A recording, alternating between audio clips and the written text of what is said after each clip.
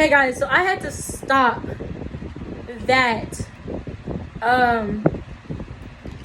that story time because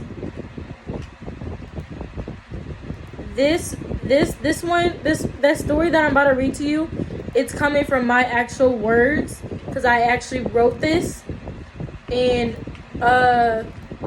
last year of 2018, November 2018. I wrote this story because I had to in class. It's called Confidence is Key.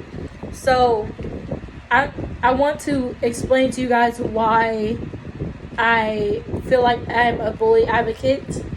Like, I like to help people, and because of my story, from being my story, from my perspective, I was bullied and I overcame it. So I want to kind of read it to you, but into depth. And I wrote this story because I had to, basically. And I went into good detail. Okay, I got you. Y'all, this is gonna be a 3-part video, 3-part story time, because this, nope, a 2, wait. Yeah, because there's some thank you letters in this and shit, so I'm gonna be reading all of it, but it's gonna be a couple parts, because this is 11 pages long. It's gonna be a lot of reading for me. So basically, I'm gonna just read to what it says and then explain to it a little more. So, dear reader, I was bullied throughout elementary school, through high school. That makes no fucking sense. I'm sorry, y'all. In 2018, I think I was a 10th grader, and it just my words don't be making sense. But anyway, I am a senior in high school. Oh, I was a senior. Okay. Oh shit, I graduated in 2019. What the fuck am I talking about?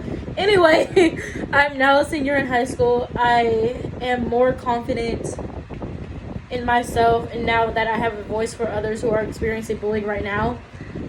And when I see someone else getting bullied, I stand up for those kids. I do. I stand up for them because I know how it feels. I help kids who have trouble making friends. I go up to them and I get to know them no matter what. It took me a very, very, very, very long time to start going up to people and talking about them, because I just thought automatically in my head, because of my experience, I thought I was getting judged just from the looks, like just the way people looking at me. So I thought they was judging me the minute they saw me. I saw myself as a loser for a long time because I didn't have any friends, but now I don't see myself as a loser, but a leader. Now, I might get a little emotional because this brings back so much shit that I haven't brought any of this shit out in a long time. So if I get emotional, I apologize. So I stand up for the disabled kids, and I've worked with them since I was when I went to Montgomery Village Middle School in Maryland. Favorite school, best school, favorite teachers. All my favorite teachers went to that school. Fucking love them all. I miss y'all. If y'all see this, I miss y'all, and thank you for helping me out with this journey. So when I went to Montgomery Village, I was bullied there too, but I put all my bullshit I was dealing with aside because I saw this kid, this special, like one of these special kids getting fucking bullied, and that shit pissed me off. It triggered the fuck out of me, and I went off. I'm not gonna let motherfuckers sit here and bully a kid who cannot talk verbally or who isn't mentally stable. That's fucked up. They're the same people as us. Let me pause. Wait, see? I'm getting pissed off because I'm very passionate about I definitely am mostly sticking up for disabled kids, but I stick up for everyone else too. So let me just go back to this story. So like I said, when I was in Maryland at Montgomery Village, and while I was there, I helped them in gym, and I loved it. Like, I played with them basically, like helped them on the stuff and stuff like that. So, and I was in 6th grade then. It's because I hated gym, so my principal let me work with them. Shout out to Mr. Riley for actually accepting me to work with you in your class. Thank you for that. I appreciate you. Let's see, what was I?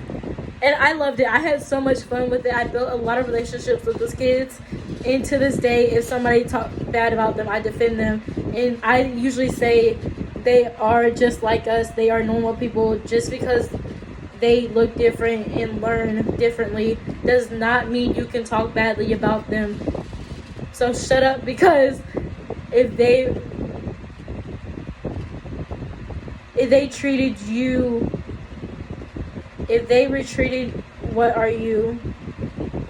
Yeah, and that's what's to say. They're retarded. What are you? That's a strong word. I never loved you. I never liked using that word. People call me retarded too, so I never liked using that word. So I'm gonna rephrase that, and I'm gonna say, if they are special, what are you?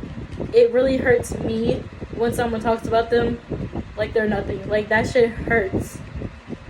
So next thing I'm gonna go on to is, that was just the first story. There's more stories in this whole document, which I will leave this document down below. I'm gonna link this in my video just because I want y'all to be able to read this, just in case y'all want to keep going back to it, just in case I end up deleting my channel by accident or something, I lose this video. You guys would have this document to, I guess, explain to you why I am who I am now. So first, there are many reasons why we should be confident in ourselves, but I'm gonna give you two. One, we all beautiful and unique in our own way. Two, plain and simple, confidence just makes us feel better. It does. I feel so much better now. So, okay, I'm gonna switch up the names because that starts getting specific now with the names. So I'm gonna just switch them up and say like A or B or whatever name I choose to say. So, or just say like this guy or something like that. So this guy was acting like he was going to draw on me with a black marker when I was in the t-shirt room by the main gym in the auditorium. He said, "Who cares? You wouldn't be able to see it because you are as dark as this marker is." I felt so bad. I cried and drew on myself over and over and over again. And I asked people, "Can you see this on my arm?" And I asked people with dark skin like me, and they said no. Which, that hurt me a lot because I don't know, I just, like, I'm confident in my skin now, but I still deal with shit every single day about being black, and that shit hurts now. But you know what, hold on, I'm sorry y'all. So they said no, and I would always say I wish I was white so all the colors would show up in me. But be confident in yourself and your body. Don't let nobody pull you down. And if they do, you better pull yourself back up, boo, and tell yourself you are beautiful and you are beautiful in your own skin, baby, because you is. And no matter what anyone else say, they just want to be like you. My cousin told me. That's what my cousin told me. And I said, "Oh, thank you, cousin. I love you." Shout out to, I think that was my cousin Carla. Yeah, it was most likely Carla. Carla's the one I talked to the most. So my mom, my aunties, my dad, and my cousins told me to always love myself, love my life, live my life to the fullest. Be confident in myself. Be confident in my body. Don't let no one pull me down. And if they do, like I said, pull yourself back up. I basically just repeated what Carla said. Let's see. They want to be like you, but the only way they can achieve is if they is bullying you, by bullying you and making you feel worthless. But you not, baby. You is very worth it. Okay. Mika said this one. You are who you are for a reason. Don't let nobody tell you different, honey, because it's not worth it. They just jealous and got bad stuff going on in their life, like I mentioned earlier. So basically, I'm telling you all this. I'm telling this because don't feel bad about yourself and don't let them see you cry. That makes everything worse. Trust me, I have 15 years of experience. Still, they are not worth it at all. Don't give up on them. don't give them any of your time because it's just a waste of time and they ignorant as fuck. Okay, so next I have a dialogue of something that actually happened in real life when I was in middle school, when these girls jumped me. And I'm just so grateful for the teacher that was there. I really am. Like, pause. Hold on, guys. I'm sorry.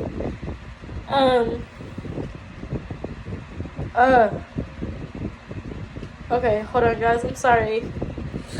But I really am. I'm gonna actually use his name because I want him to know how appreciative of him I am. Because he was actually my favorite teacher. Like, all the years of school, from middle school to high school, I never liked any of my teachers. But this one, I loved him like he was my father because he always had my back. And he always listened to my shit. Like, he took my shit even though even if I had an attitude or not, he would always just understand where I'm coming from because I've been bullied. I was being bullied in that school.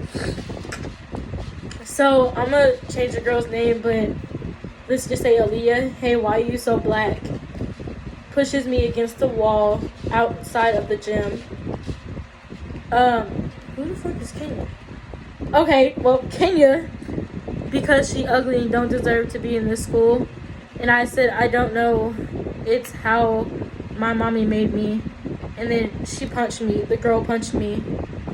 And Mr. Whitlow, which I hope he's doing good. I hope he's doing good. He's a good person. He's an amazing freaking person. Like, thank you, Mr. Whitlow. If you're seeing this right now, thank you so much for helping me that day. Because that day, I can never forget that day. I've always had that day stuck in my head. So let me continue. Then Mr. Whitlow came over to me and said, come on, Marty, let's go to the office. Ladies, move away and go to the office right now. Mr. Whitlow always had my back. So I knew I could go to him when Aaliyah and her girls ganged up on me. But he didn't see it.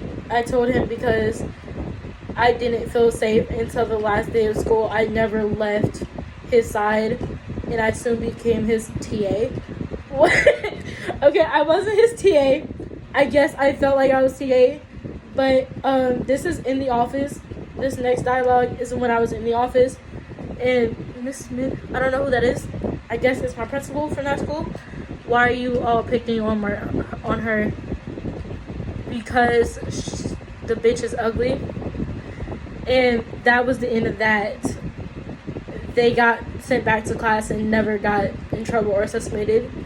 So that's just why, like, I want y'all to know out there in this world, I'm here for you. You may be getting bullied at school or whatever the case is, maybe getting bullied at home, whatever the case is, I'm here. I've been through it. I've been through it all. Trust me.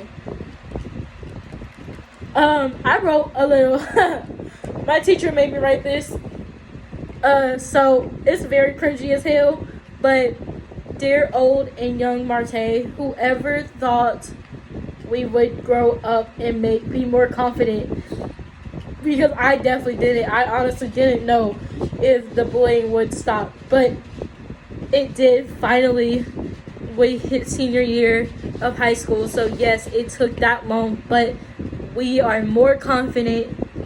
We have more confidence than we ever had. And we are going to show all the bullies that we are graduating before them. And girl, we gonna be an LPN peds nurse. God, I had goals. These bullies is gonna work for us one day, baby. Best believe it. We gonna succeed in life and have a nice, amazing boyfriend or girlfriend, because I'm fucking bi. Okay, I don't give a fuck.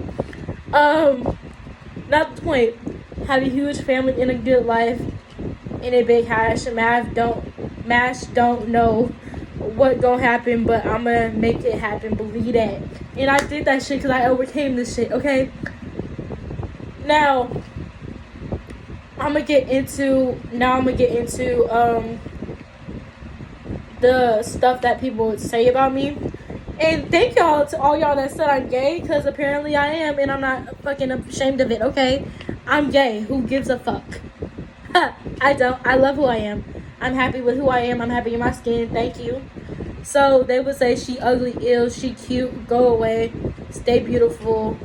Like, these are pros and cons. Like, some people would, like, yeah. So she has, her forehead is big, your forehead is normal. She has no friends, she don't need none, she has me. Thank you, April, baby. I love you so much. You are the most amazing person I know in my life right now, and I love you. Thank you, because you was my girl all through this bullshit. She gay. Just because she don't have a boyfriend or trying to be all fast does not mean she gay. But I am. So it is what it is. Oh, I did write a letter to April, which I'm gonna read. Fuck Bear, no, I'm not fucking with him right now. I'm mad at him. So I'm gonna read the letter I wrote to Mr. Whitlow, who is the gym teacher I was telling you guys about when I got in that physical altercation. And then I'm gonna go on to April's, and then I'm gonna do a part 2 and read some more stories that I have. But after I read these, I'm gonna just explain to you a little bit more of why I feel like I'm here today for you. I'm here for you. I am. I'm alive for you. And I'm going to help you no matter what happens. I'm here for you. Know that. So, I might get emotional with reading this, obviously, because when I was talking about Mr. Whitlow, I was starting to cry. So, I apologize. Okay? So, dear Mr. Whitlow, thank you for having my back with the boys, and thank you for not making me participate in class in gym, but passing me. Unfortunately, in high school, doing gym was one of the requirements at Sunset High School. I went to Sunset High School. I don't care. I'm gonna tell y'all. Who gives a fuck? Is one of the requirements to be as a graduate, which it wasn't. It wasn't a requirement. I don't know where I got that from, but I have all my credits, so I can graduate early. And gym wasn't that hard. I just don't like it. And now I'm nowhere near athletic, so I still didn't do much, but I tried and passed. My 10th grade year, they tried to put me in gym. I was not having that. But thank you for having me. But thank you again for believing in me when those girls pushed me into the brick wall. Sincerely yours, Marte. Thank you again, Mr. Willow. You are the best, most amazing teacher I've ever had. So thank you for having my back then. I'm seriously appreciative of it now, because you're one of the reasons why I feel like I can stand up for others who are in the same situation that I dealt with. So thank you. And I hope you the best life. Seriously, thank you. Now to April's story. So, dear April, I love you so much. When I was getting bullied, you were there for me. You were my best friend, my family. Thank you for everything you did for me in 6th grade, boo. 6 years later, we still friends despite everything we've been through. Me and April been through a lot. We've been through a lot, bruh. Like, a lot. There's nobody I'd rather have as my best friend than you. I love you with all my heart. You are my ride or die. So, I say this because I love you. It's me and you forever. I love you, sis. Now, the thing that sucks about me and April's situation, like, we didn't have a falling out or none of that. We just stopped talking. Because I guess she was dealing with some shit, but we did talk. We have got back in contact with each other. But I haven't talked to her in a while. So, but if you're watching this, April, I still love you, boo.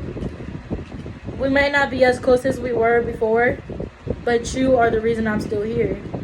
You are the reason why I'm still here. Just know that, and I love you. So, I'm going to end this story right here, and I'm going to make a part 2 to this. So, stay tuned. Don't forget to like, comment, and subscribe to my channel. Peace.